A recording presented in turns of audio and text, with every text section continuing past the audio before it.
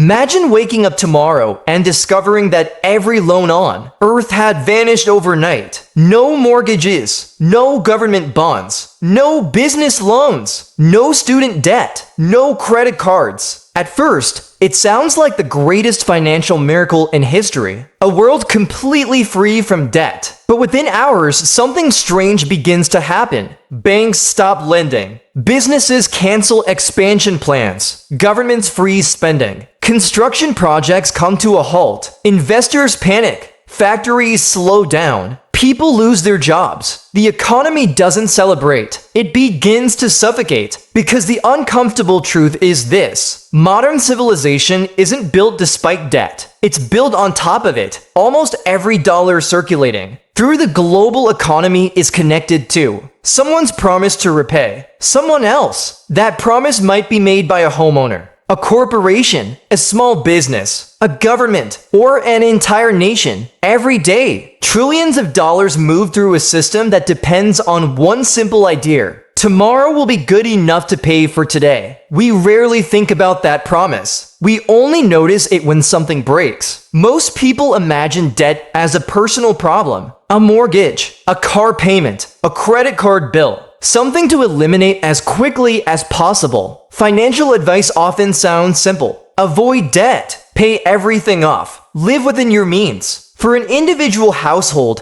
that advice often makes perfect sense. But what works for one family doesn't always work for an entire economy. And that's where things become surprisingly complicated. Because while households try to reduce debt, entire financial systems often depend on creating more of it. That sounds backwards. It almost sounds irresponsible. Yet this strange contradiction has quietly shaped the global economy for generations. To understand why, we have to rethink what debt actually is. Forget the word for a moment. Imagine instead that debt is simply a bridge between today and tomorrow. You want a house today. Your future income pays for it over 30 years. A company wants a new factory today. Future profits pay for it over the next decade. A government wants a new highway today. Future tax revenue helps cover the cost. Debt isn't just borrowing money, it's borrowing time. That distinction changes everything. Because time is one of the most valuable economic resources that exists. Without borrowing, nearly every major investment would require decades of saving before it could begin. Imagine if every family had to save the entire cost of a home before buying one. Imagine if every company had to accumulate every dollar needed for a new factory before construction started. Imagine if governments waited until every tax dollar had already been collected before building bridges, hospitals, ports, or power plants. Economic growth would slow dramatically. Innovation would slow with it. Entire industries might never exist. Borrowing compresses time. It allows tomorrow's income to finance today's opportunities. Most of the time, that's incredibly useful. Sometimes it's dangerous. The challenge isn't borrowing itself.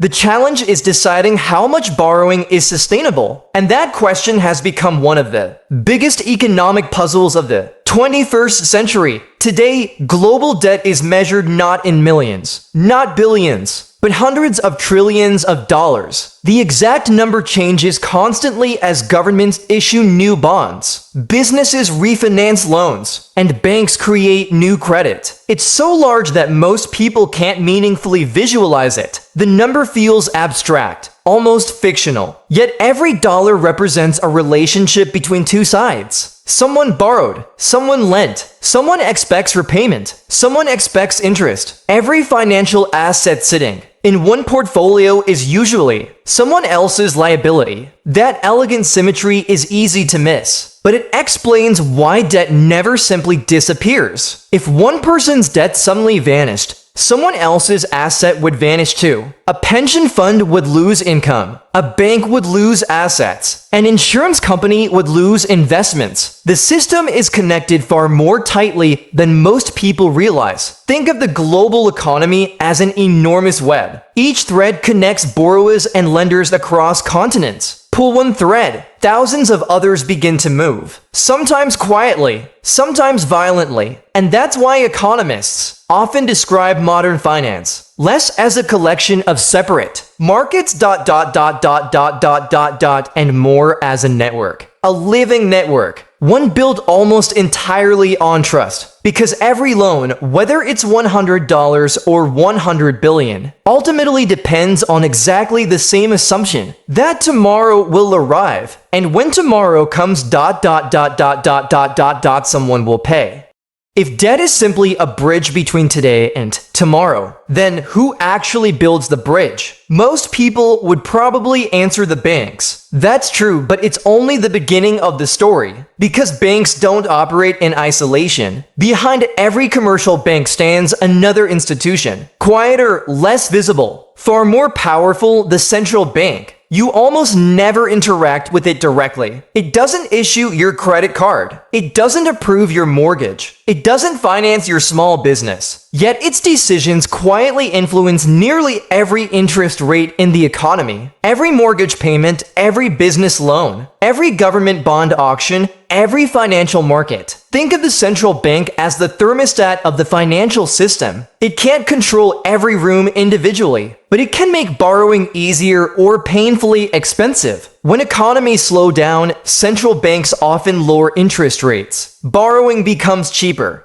Businesses borrow to invest. Families borrow to buy homes. Investors borrow to finance expansion. Governments borrow to stimulate the economy. Money begins moving faster. But lowering interest rates creates another strange effect. Debt suddenly looks less frightening. If borrowing costs only 3% many, investments suddenly appear profitable. A new office building, a solar farm, a logistics company, a technology startup. Projects that once seemed impossible suddenly become realistic. Credit expands, growth accelerates, optimism spreads, then something subtle happens. Higher borrowing increases spending. Higher spending raises demand. More demand pushes prices upward. Inflation appears, the very medicine that helped restart the economy begins, creating a different problem. Now the central bank faces a difficult choice. Continue encouraging borrowing or make borrowing more expensive again. Raise interest rates. Slow spending, reduce inflation. Neither option is painless. Lower rates risk inflation. Higher rates risk recession. Every decision creates winners. Every decision creates losers. And that's why central banking often feels less like engineering and more like balancing on a tightrope. Too much confidence, the system overheats. Too much caution, the system freezes. But here's where the debt machine becomes even more fascinating. Banks don't simply move existing money from savers to borrowers. Modern lending often creates entirely new purchasing power. Imagine a healthy business applies for a $1 million loan. The bank approves it. The company suddenly has $1 million available to spend. It hires workers, orders equipment, pays suppliers, expands production. Those dollars begin circulating through the economy. Workers receive salaries. Suppliers buy materials. Employees purchase groceries. Restaurants receive customers. Landlords collect rent. The original loan spreads through hundreds of transactions. One decision inside a bank quietly influences thousands of lives. That's why economists sometimes describe credit as economic multiplication, not because money magically duplicates itself, but because one loan creates countless waves of activity. Picture dropping a single stone into a calm lake. The stone disappears almost immediately, but the ripples continue expanding long afterward. Debt behaves much the same way. The loan itself is only the beginning. Its economic consequences continue spreading through businesses, families, governments, and financial markets, sometimes for decades. Now imagine millions of those stones being dropped every single day, across every country, across every industry, across every financial institution. That isn't just borrowing anymore. It's a machine powered by confidence, fueled by expectations, driven by future income that hasn't been earned yet. And here's the remarkable part. Most of the time, it works. People repay mortgages, companies repay bonds, governments refinance debt. Banks continue lending. Investors continue investing. Life moves forward almost normally. The machine keeps turning,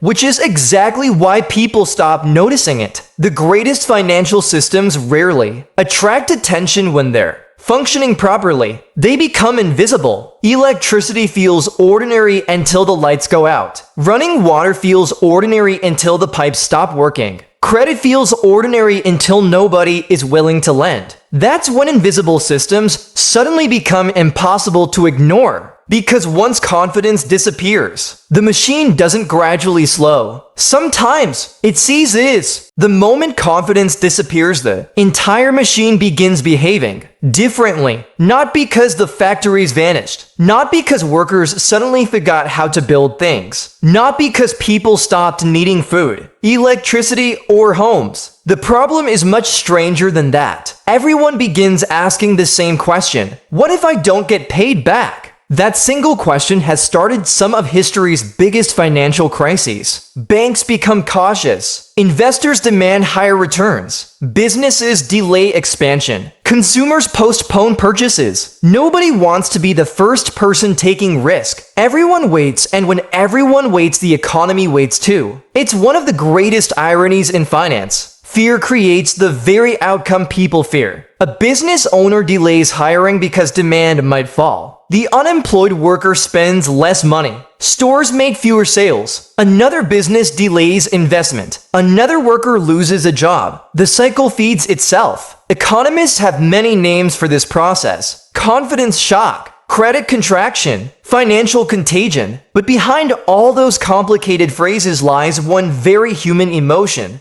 Uncertainty. The global debt machine doesn't run on steel. It doesn't run on computers. It doesn't even run on money. It runs on expectations. And expectations can change incredibly fast. History offers plenty of examples. In 2008, the world discovered that even enormous financial institutions could lose trust in one another almost overnight. Banks had been lending to banks for decades. Then suddenly they weren't sure who was hiding bad loans. Credit markets froze. Companies that had nothing to do with risky mortgages suddenly struggled to borrow money for everyday operations. Healthy businesses became unhealthy, not because they lacked customers, because cash stopped flowing. Imagine owning a profitable restaurant. Customers still arrive every evening. Employees still show up. Suppliers still deliver food. Everything appears normal. But tomorrow, your bank refuses to renew a short-term loan you've depended on for years. Now you can't pay suppliers. Suppliers stop delivering. Employees become nervous. Customers notice problems. Within weeks, a successful business begins falling apart. Not because demand disappeared, because financing disappeared. That's how quickly modern economies can change. Most people imagine financial crises as explosions. Markets crashing, stock prices collapsing, news anchors shouting. Those things happen, but they're usually the final act. The real crisis often begins quietly. A loan that isn't renewed. A bond auction with fewer buyers. A cautious lender. A nervous investor. Tiny decisions made independently, creating enormous consequences together. The debt machine doesn't usually fail because one gear breaks. It fails because millions of gears stop turning at the same time.